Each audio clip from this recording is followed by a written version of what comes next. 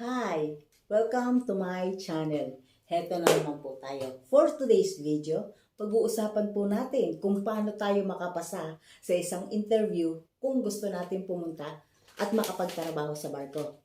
Ito po mga tips na ibibigay ko sa inyo ay lagi niyong dalhin kapag kayo ay na-schedule na sa isang interview.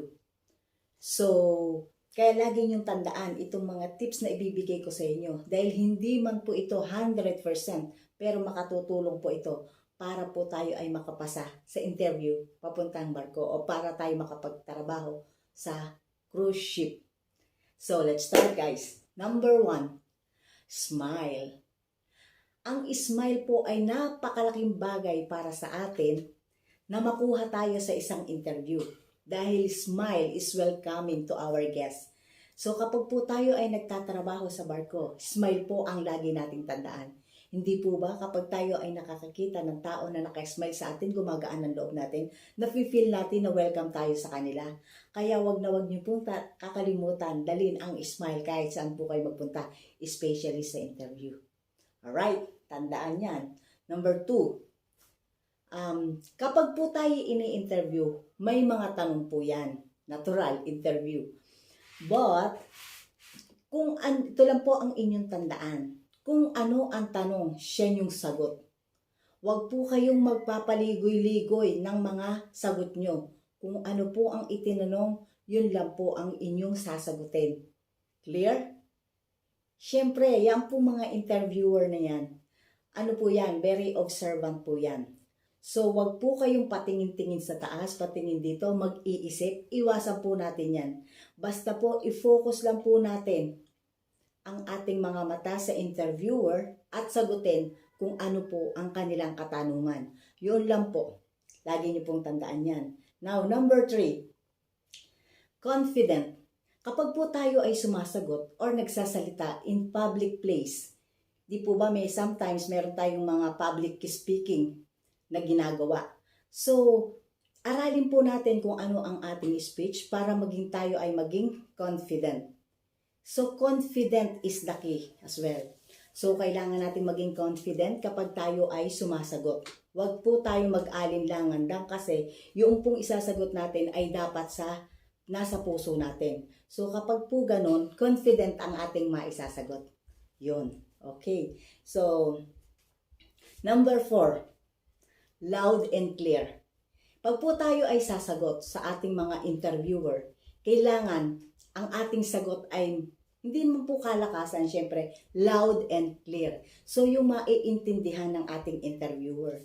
Syempre po, nakikinig sila kung ano yung ating mga sasabihin at isasagot sa kanilang mga tanong. So, kailangan loud and clear yan, naiintindihan nila. Hindi po tayo pwede magsalita ng, pag tinanong po tayo, ano ang trabaho mo? Ano trabaho mo sa barko? Anong gusto mong maging trabaho sa barko? Or ano ang pangalan mo? Di po tayo pwedeng magsalita ng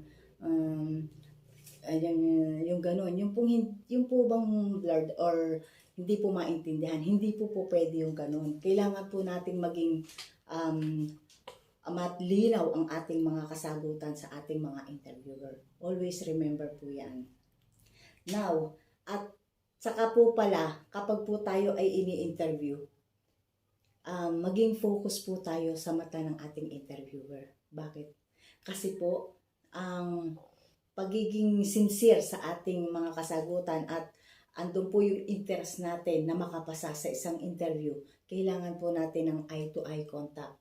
Dahil para malaman ng isang interviewer na tayo ay sincere, sincere po tayo na mag-apply at interesado po tayo makapagtrabaho doon sa barko na gusto nating makapagtrabaho.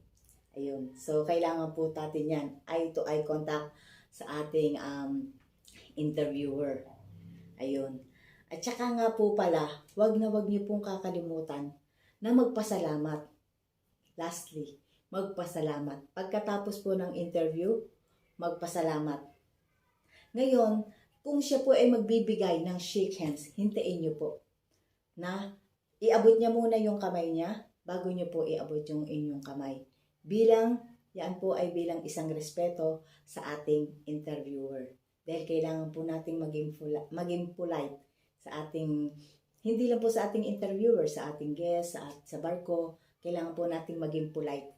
Maging sa ating mga co-workers, kailangan po natin silang irespeto para makagain din po tayo ng respeto mula sa kanila. Ayun. At siguro po, yun lang po muna sa video ito. At sana po ay makatulong ang mga tips ko sa inyo para po kahit papano ay makapasa kayo sa isang interview kung gusto nyo magtrabaho on board.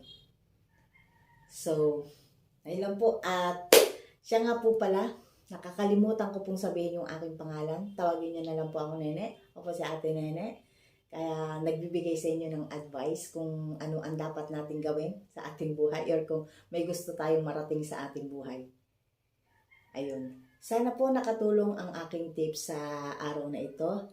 At maraming salamat po. You are watching Lucky's Mix Vlogs. At thank you very much po sa patuloy niyong pagsuporta sa aking channel. Maraming salamat po. Guys,